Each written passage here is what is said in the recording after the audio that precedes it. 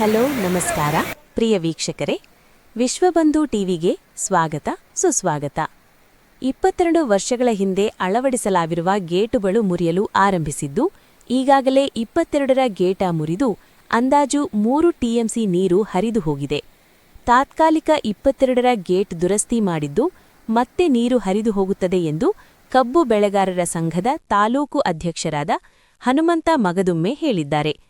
ತಾಲೂಕಿನ ಬ್ಯಾರೇಜ್ ಆವರಣದಲ್ಲಿ ರಾಜ್ಯ ರೈತ ಸಂಘ ಹಾಗೂ ಕಬ್ಬು ಬೆಳೆಗಾರರ ಸಂಘ ಕಾರ್ಯಕರ್ತರು ಹಿಪ್ಪರಿಗಿ ಬ್ಯಾರೇಜಿನ ಕಾರ್ಯನಿರ್ವಾಹಕ ಅಭಿಯಂತರ ಮೂಲಕ ರಾಜ್ಯದ ಮುಖ್ಯಮಂತ್ರಿಗಳಿಗೆ ಮನವಿ ಸಲ್ಲಿಸಿ ಮಾತನಾಡಿದ ಹಿಪ್ಪರಿಗಿ ಬ್ಯಾರೇಜಿನ ಗೇಟುಗಳನ್ನು ಹೊಸದಾಗಿ ಗೇಟುಗಳನ್ನು ಅಳವಡಿಸಬೇಕೆಂದು ರೈತರು ಮನವಿ ನೀಡಿದರು.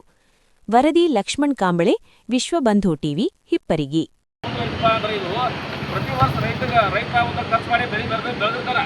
ಈಗ ಒಂದು ಬೆಳೆ ಬೆಳಿಬೇಕಾದ್ರೆ ಸಾಕಷ್ಟು ಖರ್ಚಾಗೈತಿ. ಆ ಬೆಳೆ ಉಳಿಬೇಕಾದ್ರೆ ಆ ಡ್ಯಾಮ್ನ್ಯಾಗ ಜಾಸ್ತಿ ನೀರು ಬೇಕು. ಡ್ಯಾಮ್ನ್ಯಾಗ ಜಾಸ್ತಿ ನೀರು ಇರೋದ್ರಿಂದ ಈ ಭಾಗದ ರೈತರಿಗಾಗಲಿ, ಈ ಹಳ್ಳಿಗಳಿಗೆ ಕುಡಿ ನೀರಾಗಲಿ, ಈ ಬರಟಿನ ಸಿಟಿ ಅಂತ ಒಂದು ದೊಡ್ಡ ಸಿಟಿಗಳಿಗೆ ಕುಡಿ ನೀರಾಗೈತಿ. ಅಷ್ಟೇ ಒಳಗೆ ಒಂದು ನೀರು ಈ ಡ್ಯಾಮ್ನ್ಯಾಗ ಹೆಚ್ಚು ಸ್ಟೋರೇಜ್ ಇತ್ತಂದ್ರೆ ಈ ಭಾಗದ ಡ್ಯಾಮ್ ಕೆಳಗಡೆ ಭಾಗದ ರೈತರಿಗೆ ಒಂದು ಟಿಎಂಸಿ ನೀರು ಬಿಟ್ಟರೆ ಒಂದು 2-3 ನೀರು ಹಾಸ್ಕೊತಾರೆ. ಬೇಸಿಗೆ ಅವ್ರೆ ಆ 2-3 ಟಿಎಂಸಿ ನೀರು ಹಾಸ್ಕೊಂಡು ಅವ್ರು ತಮ್ಮ ಬೆಳೆ ಉಳಿಸ್ಕೊತಾರೆ. ನೀರನ್ನ ಖಾಲಿ ಆತ್ಮ ಅಂದ್ರೆ ಈ ಕಡೆ ಡ್ಯಾಮಿನ ಮ್ಯಾಗಿನ ರೈತರಿಗೂ ತೊಂದರೆ, ಮತ್ತು ಡ್ಯಾಮಿನ ಕೆಳಗಡೆ ರೈತರಿಗೂ ನುಕ್ಸಾನ. ಟೋಟಲ್ದಾಗ ರೈತ ನಷ್ಟ ಆಗೋನು, ಭಾಳ ಬಂಡವಾಳ ಹಾಕಿ ಬೆಳೆ ಬೆಳೆದಿರ್ತಾನು. ಅದಕ್ಕೆ ತಕ್ಷಣ ಈಗ ನಮ್ಮ ನೀರಾವರಿ ಮಂತ್ರಿಗಳಾಗಲಿ, ಗೃಹ ಸರ್ಕಾರದ ಮುಖ್ಯಮಂತ್ರಿಗಳಾಗಲಿ ಅವರು ತಕ್ಷಣ ಈ ಎಲ್ಲ ಗೇಟ್ಗಳನ್ನು ಹೊಸದ ಅಳವಡಿಸುವಂಥ ಒಂದು ಎಸ್ಟಿಮೇಟ್ ಮಾಡಬೇಕು. ಆದಷ್ಟು ಬೇಗ ಈ ಹೊಸ ಗೇಟನ್ನು ಕುಡಿಸುವಂಥ ವ್ಯವಸ್ಥೆ ಮಾಡಬೇಕನ್ನುವಂಥ ಒಂದು ಒತ್ತಾಯವನ್ನು ನಮ್ಮ ಎಜುಕೇಟಿವ್ ಸಾಹೇಬರ ಮುಖಾಂತರ ನೀರಾವರಿ ಮಂತ್ರಿಯವರಿಗೆ ಹಾಗೂ ಕರ್ನಾಟಕದ ಮುಖ್ಯಮಂತ್ರಿಯವರಿಗೆ ಒಂದು ಮನವಿಯನ್ನು ಸಲ್ಲಿಸಿತು. ಮನವಿ ಕಾರ್ಯಕ್ರಮಕ್ಕೆ ಆಗಮಿಸಿದಂಥ ಯಾವತ್ತೂ ನಮ್ಮ ಎಲ್ಲ ರೈತ ಮುಖಂಡರು, ಪೊಲೀಸ್ ಅಧಿಕಾರಿಗಳು, ಪತ್ರಕರ್ತರಿಗೂ ಧನ್ಯವಾದಗಳನ್ನು ತಿಳಿಸುತ್ತಾ ಮನವಿ ಕಾರ್ಯಕ್ರಮವನ್ನು ಎಜುಕೇಟಿವ್ ಸಾಹೇಬರ ಮುಖಾಂತರ ಸರ್ಕಾರಕ್ಕೆ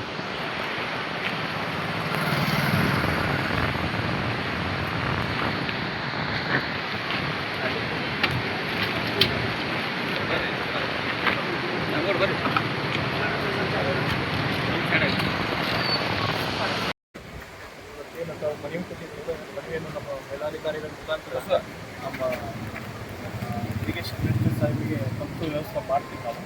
ಅದೇ ರೀತಿ ಏನು ಸೋರಿಕೆ ಆಗ್ತಾ ಇದೆಯಲ್ಲ, ಸೋರಿಕೆಯನ್ನು ತಡೆಗಟ್ಟಲಿಕ್ಕೆ ಇವತ್ತೊಂದು ವಿಶೇಷವಾದ ಒಂದು ನೀರಿನೊಳಗೆ ಮುಳುಗುವ ತಂದೆ ಬಿಟ್ಟಿದ್ದಾರೆ. ಅವರಿಗೆ ಆಲ್ರೆಡಿ ಹಾಸ್ಪಿಟಲಿಂದ ಬಿಟ್ಟಿದ್ದಾರೆ. ಮಧ್ಯಾಹ್ನ 4-5 ಗಂಟೆ ಅನ್ನೋದಕ್ಕೆ ಈಗ ಬರ್ತಾ ಅಂತೇಳಿ ಅವರು ಇದು ಮಾಡಿದ್ದಾರೆ. ಅವರು ಏನೇನು ಮಟೀರಿಯಲ್ ಹೇಳಿದಾರಲ್ಲ ಅಥವಾ ನಾವು ಮಟೀರಿಯಲ್ಗಳನ್ನು ಈಗ ಆಲ್ರೆಡಿ ಅರೇಂಜ್ಮೆಂಟ್ ಮಾಡಲಿಕ್ಕೆ ರೆಡಿ ಮಾಡ್ಕೋತಾ ಇದ್ದೀವಿ. ಅವ್ರು ಬಂದ್ರೆ ಅಂದ್ರೆ ಅದನ್ನು ನೀರನ್ನು ಏನು ಸೋರಿಕೆಯಾಗಿ ಹೋಗ್ತಾ ಇದ್ದಲ್ಲ ಅದನ್ನು ತಡೆಗಟ್ಟಲಿಕ್ಕೆ ಎಲ್ಲ ರೀತಿಯಿಂದ ವ್ಯವಸ್ಥೆ ನಾವು ಮಾಡ್ತೀವಿ.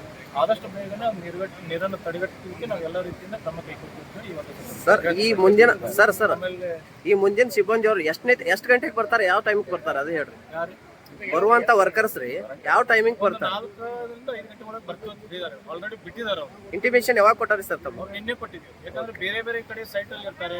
ಆ ಕೈಯಲ್ಲಿ ಇದ್ದಿದ್ದ ಕೆಲಸಗಳನ್ನು ಒಮ್ಮೆ ಸಡನ್ ಆಗಿ ಅವ್ರಿಗೆ ಬಿಟ್ಟು ಬರ್ಲಿಕ್ಕೆ ಆಗುದಿಲ್ಲ. ಆದರೂ ಇದರದ್ದು ತೀವ್ರತೆಯನ್ನು ಅವರಿಗೆ ನಾವು ಮನಗಂಡು ಮಾಡಿ ಹೇಳಿ ಅವರಿಗೆ ಬೇರೆ ಕಡೆ ಎಲ್ಲಿ ನಿಮ್ದು ಕೆಲಸ ಇದನ್ನು ಬಿಟ್ಟು ಬರೆಯುತ್ತಾನಂತ ಅದು ನಮ್ಮ ಒಂದು ರಿಕ್ವೆಸ್ಟ್ ಅವರು ಒಪ್ಪಿ ಬೆಳಗ್ಗೆ ಬಿಟ್ಟಿದ್ದಾರೆ. ಈಗ ಎಷ್ಟು ಟಿಎಂಸಿ ನೀರು ಪೋಲಾಗೈತ್ರಿ ಸರ್? ಈಗ 6 ಟಿಎಂಸಿಯಲ್ಲಿ 2 ಟಿಎಂಸಿ ನೀರು ಹೋಗಿದೆ. ಓಕೆ, ಮುಂದಿನ ತೀರ್ಮಾನ ಎಷ್ಟು ಬೇಗ ತಗೋತೀರಿ ಸರ್? ಅದನ್ನೊಂದು ಸ್ವಲ್ಪ ಮುಂದಿನ ತೀರ್ಮಾನ ಇದು ಆಗುವಂತ ಬಂದೋಬಸ್ತ್ ಯಾವಾಗ ಮಾಡ್ತೇವೆ? ಇವತ್ತು ಬಂದ್ರೆ ಇಮಿಡಿಯೇಟ್ಲಿ ಸ್ಟಾರ್ಟ್ ಮಾಡ್ಸೋದು. ಇವತ್ತೇ ಕ್ಲಿಯರ್ ಆಗ್ತೈತಲ್ರಿ? ಲೀಕೇಜ್ ಮಾಡ್ಲಿಕ್ಕೆ ಸ್ಟಾರ್ಟ್ ಓಕೆ. ನೀರ ಒಂದು ಬಹಳಷ್ಟು ಸೋರಿಕೆ ಆಗೈತಿ. ಈ ಸೋರಿಕೆ ಆಗುವಂತ ಒಂದು ಕಾರ್ಯಕ್ಕೆ ಇವ್ರು ನಮ್ಮ ಇಂಜಿನಿಯರ್ ಸಾಹೇಬರಾಗಲಿ ಇದಕ್ಕೆ ಸಂಬಂಧಪಟ್ಟ ಎಲ್ಲ ಅಧಿಕಾರಿಗಳು ಸಾಕಷ್ಟು ಪ್ರಯತ್ನ ಮಾಡೈತಾರು. ಆ ಒಂದು ಪ್ರಯತ್ನಕ್ಕೆ ಫಸ್ಟ್ಗೆ ನಾವು ಧನ್ಯವಾದ ಅವ್ರಿಗೆ ಹೇಳ್ತೀವಿ ನಾವು. ಯಾಕಂದ್ರೆ ಈಗ ನೀರು ಸೋರೋದ್ರಿಂದ ಈ ಪ್ರತಿ ವರ್ಷ ಇದೇ ರೀತಿ ಆಗೈತಿದ. ಒಮ್ಮೆ ಆ ಗೇಟ್ ಬಿಡ್ತು, ಒಮ್ಮೆ ಈ ಗೇಟ್ ಬಿಡ್ತು. ಈ ರೀತಿ ಆಗೋದ್ರಿಂದ ಈ ನಮ್ಮ ಭಾಗದ ನಮ್ಮ ಹಿಪ್ಪರಿಗಿ ಡ್ಯಾಮಿನ ಮ್ಯಾಗಿನ ರೈತರಿಗೆ ಆಗಲಿ, ಅಲ್ಲಿ ಆ ಕಡೆ ಸಾಕಷ್ಟು ಊರುಗಳು ಕುಡಿ ನೀರಾಗಲಿ, ಮತ್ತು ಕೆಳಗಡೆ ಇರುವಂಥ ಒಂದು ನಮ್ಮ ರೈತರ ಬೆಳೆಗಳಿಗಾಗಲಿ, ಮ್ಯಾಗಿನ ರೈತರ ಬೆಳೆಗಳಿಗಾಗಲಿ ಸಾಕಷ್ಟು ಹಾನಿ ಮಾಡ್ತೈತಿ ನೀರು ಹೋತಂದ್ರೆ. ಈಗಾಗಲೇ ಒಂದು 2-3 ಟಿಎಂಸಿ ನೀರು ಹೋಗೈತಿ. ಈಗ ಇರುವಂಥದ್ದೊಂದು 6 ಟಿಎಂಸಿ ಡ್ಯಾಮ್ ಇದೆ. ಆ 6 ಟಿಎಂಸಿ ಡ್ಯಾಮ್ನ್ಯಾಗ 3 ಟಿಎಂಸಿ ಹೋತಂದ್ರೆ ಇನ್ನು ಉಳಿದಂಥ 3 ಟಿಎಂಸಿ ಅದು ಮತ್ತು ಸುರಾಯ್ತೈತಿ. ಅವ್ರು ತಮ್ಮ ಪ್ರಯತ್ನ ಆಗದ ನಾವು ಇಲ್ಲ ಅಂತ ಹೇಳಂಗಿಲ್ಲ. ಆದ್ರೆ ಈಗ ಈ ರೀತಿ ಇದು ಮುಂದುವರಿತಾ ಅಂದ್ರೆ ಇದು ಪ್ರತಿ ವರ್ಷ ರೈತ ಒಂದು ಖರ್ಚು ಮಾಡಿ ಬೆಳೆ ಬೆಳೆದಿರ್ತಾನೆ. ಈಗ ಒಂದು ಬೆಳೆ ಬೆಳಿಬೇಕಾದ್ರೆ ಸಾಕಷ್ಟು ಖರ್ಚಾಗೈತಿ. ಆ ಬೆಳೆ ಉಳಿಬೇಕಾದ್ರೆ ಆ ಡ್ಯಾಮ್ನ್ಯಾಗ ಬೇಸಿಗೆ ನೀರು ಬೇಕು. ಈ ಡ್ಯಾಮ್ನ್ಯಾಗ ಬೇಸಿಗೆ ನೀರು ಇರೋದ್ರಿಂದ ಈ ಭಾಗದ ರೈತರಿಗಾಗಲಿ, ಈ ಇದು ಹಳ್ಳಿಗಳಿಗೆ ಕುಡಿ ನೀರಾಗಲಿ, ಈ ಬನಟರಾಬಕಾಯಿ ಸಿಟಿ ಅಂತ ಒಂದು ದೊಡ್ಡ ದೊಡ್ಡ ಸಿಟಿಗಳಿಗೆ ಕುಡಿ ನೀರು ಆಗೈತಿ. ಅಷ್ಟೇ ಅಲ್ಲದೆ ಒಂದು ನೀರು ಈ ಡ್ಯಾಮ್ನ್ಯಾಗ ಹೆಚ್ಚಿನ ಸ್ಟೋರೇಜ್ ಇತ್ತಂದ್ರ ಈ ಭಾಗದ ಇರತ್ತೆ ಡ್ಯಾಮಿನ ಕೆಳಗಡೆ ಭಾಗದ ರೈತರಿಗೆ ಒಂದ TMC ನೀರು ಬಿಟ್ರೆ ಒಂದ್ 2-3 ನೀರು ಹಾಸ್ಕೊತಾರ ಬೇಸಿಗೆ ಅವ್ರ. ಆ 2-3 TMC ನೀರು ಹಾಸ್ಕೊಂಡ ಅವ್ರ ತಾನು ಬೆಳೆ ಉಳಿಸ್ಕೊತಾರ. ಈ ನೀರನ್ನ ಖಾಲಿ ಆದ್ಪ ಅಂದ್ರೆ ಈ ಕಡೆ ಡ್ಯಾಮಿನ ಮ್ಯಾಗಿನ ರೈತರಿಗೂ ತೊಂದ್ರೆ, ಮತ್ತೆ ಡ್ಯಾಮಿನ ಕೆಳಗಡೆ ರೈತರಿಗೂ ನುಕ್ಸಾನ. ಈ ಟೋಟಲ್ದಾಗ ರೈತ ನಷ್ಟ ಹಾಕನು, ಭಾಳ ಬಂಡವಾಳ ಹಾಕಿ ಬೆಳೆ ಬೆಳೆದಿರ್ತಾನು. ಅದಕ್ಕೆ ತಕ್ಷಣ ಈ ನಮ್ಮ ನೀರಾವರಿ ಮಂತ್ರಿಗಳಾಗ್ಲಿ, ಗೃಹ ಸರ್ಕಾರದ ಮುಖ್ಯಮಂತ್ರಿಗಳಾಗ್ಲಿ, ಅವರು ತಕ್ಷಣ ಈ ಎಲ್ಲಾ ಗೇಟ್ಗಳನ್ನ ಹೊಸದ ಅಳವಡಿಸುವಂತ ಒಂದು ಎಸ್ಟಿಮೇಟ್ ಮಾಡಬೇಕು.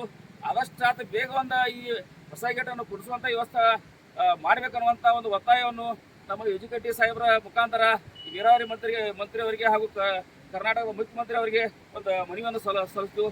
ಮನವಿ ಕಾರ್ಯಕ್ರಮಕ್ಕೆ ಆಗಮಿಸಿದಂತ ಯಾವತ್ತೂ ನಮ್ಮ ಎಲ್ಲಾ ರೈತ ಮುಖಂಡರು, ಪೊಲೀಸ್ ಅಧಿಕಾರಿಗಳು, ಪತ್ರಕರ್ತರಿಗೂ ಧನ್ಯವಾದಗಳನ್ನು ತಿಳಿಸುತ್ತಾ ಮನವಿ ಕಾರ್ಯಕ್ರಮವನ್ನು ಎಜುಕೇಟಿವ್ ಸಾಹೇಬರು